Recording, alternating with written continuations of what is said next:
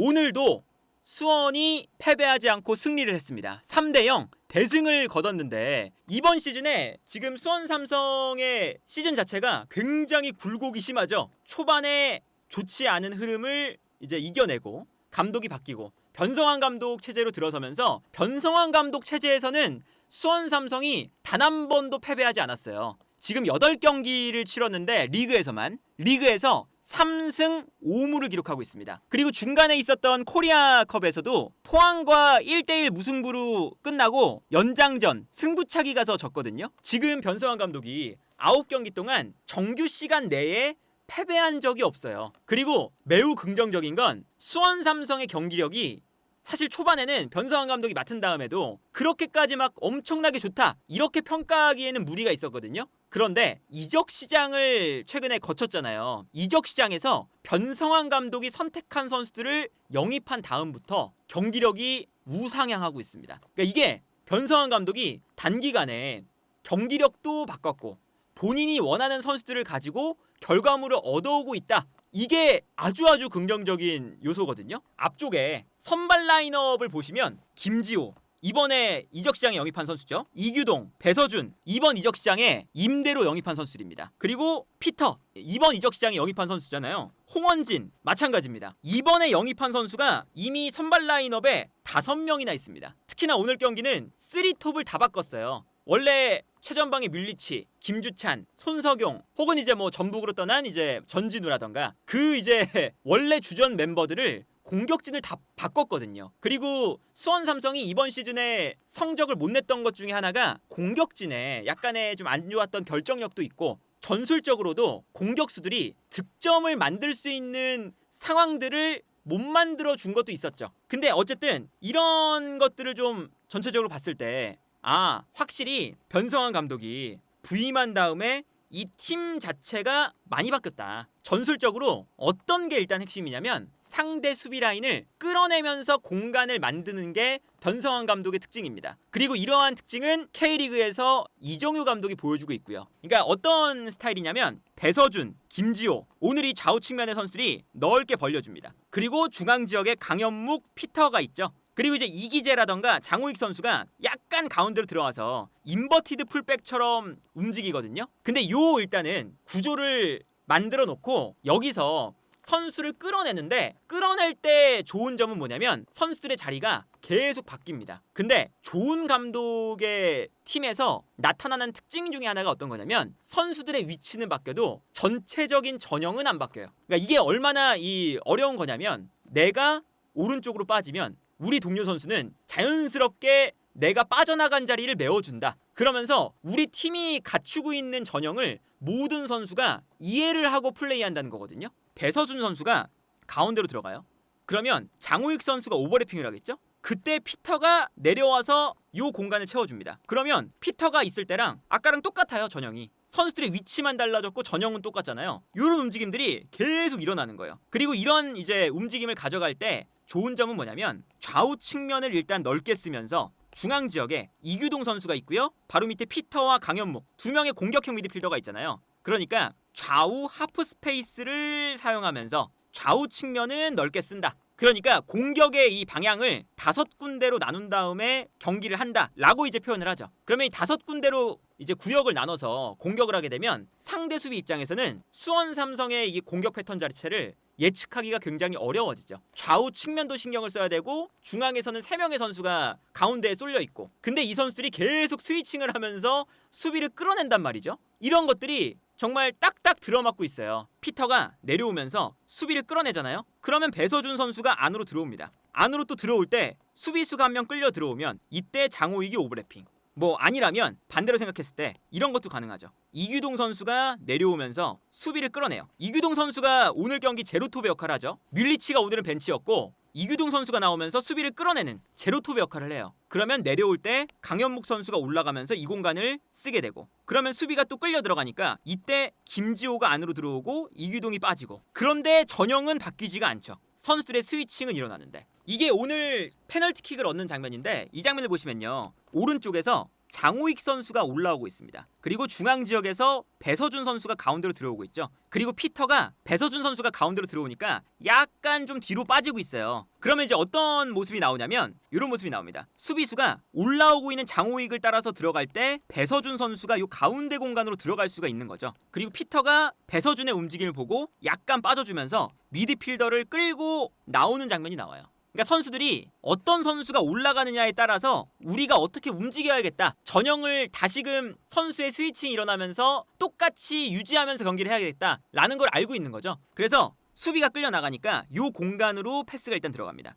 그리고 배서준 선수가 요 안쪽에서 볼을 잡죠. 근데 여기서도 앞쪽에 있었던 이규동 선수가 약간 내려오면서 수비를 이번엔 끌어내요. 그러니까 배서준 선수가 이규동 선수에게 패스를 하고 본인은 이 뒷공간으로 뛰어가기 시작합니다. 그래서 이 다음 장면을 보면 이규동 선수가 내려오면서 수비를 끌어당겨 놓고 수비가 끌려 나오니까 뒤쪽에 있었던 배서준 선수가 뒷공간으로 침투. 그러니까 여기서 이규동 선수가 내려와서 수비를 끌어당긴 다음에 뛰어들어가는 배서준에게 패스를 넣어주면서 뒷공간을 무너뜨리는 장면이 나옵니다. 이런 장면도 최전방에 뮬리치 선수가 늘상 그 선발로 나오다가 변성환 감독이 이규동, 사실은 이규동 선수가 9번 공격수라고는 볼 수가 없잖아요. 그런데 이규동 선수를 제로톱으로 기용하면서 내려오면서 수비를 끌어당긴 다음에 그 공간으로 누군가 뛰어들어간다. 이러한 패턴을 선수들이 이미 연습이 되어서 나온 거죠. 그러다 보니까 이규동이 끌어당기고 배서준 침투. 여기서 뛰어들어가는 배서준 선수가 수비를 완전히 무너뜨린 다음에 여기서 반칙이 나오면서 페널티킥이 나옵니다. 이런 장면들이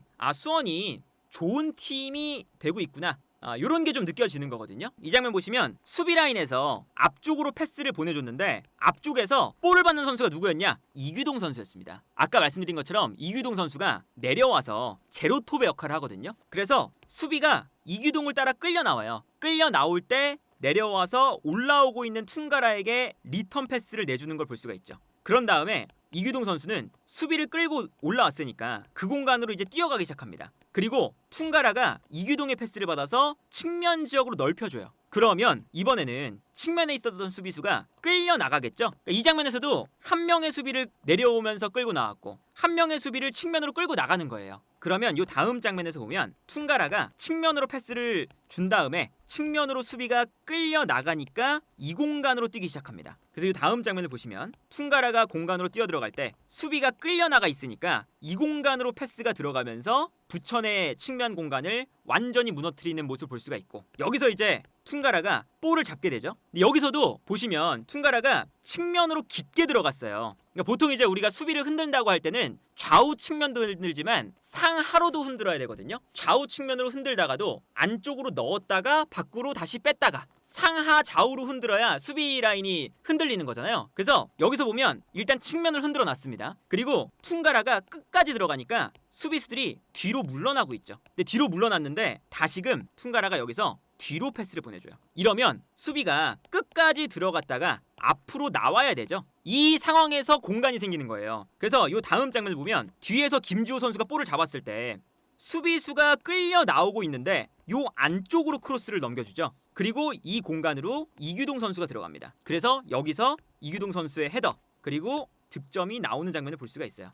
그러니까 이런 장면도 사실은 그냥 김지호 선수의 크로스가 좋았고 그리고 이규동 선수의 헤더가 좋았다 이게 아니라 전술적으로 측면을 무너뜨리고 측면에서도 안쪽으로 들어갔다가 다시 나와서 크로스가 올라가니까 수비가 측면에서 한번 흔들리고 다시 안쪽으로 들어갔다가 나오면서 한번 흔들리고 그 과정에서 나온 득점이라서 너무나 긍정적인 패턴으로 나온 득점이라고 할 수가 있다. 그래서 이제 이런 장면들을 보면 수원 삼성이 경기력적으로도 매우 좋아졌고요. 그리고 결국에는 결과도 챙겨오고 있거든요. 그리고 이런 결과들이 재밌게도 이적 시장이 끝난 다음에 선발 자원들을 조금씩 변화를 시키고 있어요. 그러니까 오늘 경기 같이 이제 아예 선발로 이규동, 김지호, 이제 배서준 이렇게 3톱을 다 바꿔버렸잖아요. 근데 그 최근에 경기를 이길 때 보면 어떤 그런 흐름이 있었냐면 후반전에 영입한 선수를 교체 투입합니다. 그러면서 경기 흐름을 바꾸고 승리하는 경우가 많았어요. 근데 이제 후반전에 교체 투입해서 경기를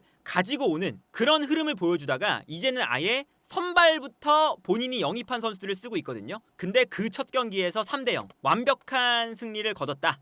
요것 자체가 지금 수원 삼성이 변성환 감독이 온 다음에 너무나 좋은 흐름을 타고 있다는 것을 보여주고 있는 그런 이제 지표라고 볼 수가 있겠고, 그리고 그 수원 삼성이 오늘 경기의 흐름도 구성을 정말 잘해왔습니다. 이제 아까 그 보여드렸던 5명의 공격 라인 있죠. 최전방의 원톱, 좌우 측면, 그리고 2명의 공격형 미드필더. 그러니까 이 2명의 공격형 미드필더를 둔다는 건 좌우 하프 스페이스에서 패스가 많이 이루어진다는 거예요. 그래서 특히나 요 오른쪽 공간, 오늘 배서준 선수와 피터가 있던, 그리고 이규동 선수가 내려오는 요 하프 스페이스에서 패스가 엄청나게 많이 이루어졌다는 걸 볼 수가 있죠. 그래서 전반전은 수원 삼성이 경기를 주도하면서 상대 수비를 무너뜨리는 데 집중을 했고요. 그리고 스코어가 1점, 2점 벌어지니까 어떤 형태를 가져갔냐? 후반전엔 역습을 했습니다. 그래서 후반전의 패스맵을 보면 왼쪽에서 오른쪽으로 공격을 하는 거거든요. 오른쪽에 거의 패스가 없어요. 역습을 위주로 경기를 했기 때문에 후방에서 볼을 돌린 걸 확인할 수가 있죠. 그러니까 변성환 감독도 오늘 경기를 시작할 때는 주도를 하는 축구, 스코어가 1점, 2점 이제 벌어지니까 상대가 올라오는 것을 보고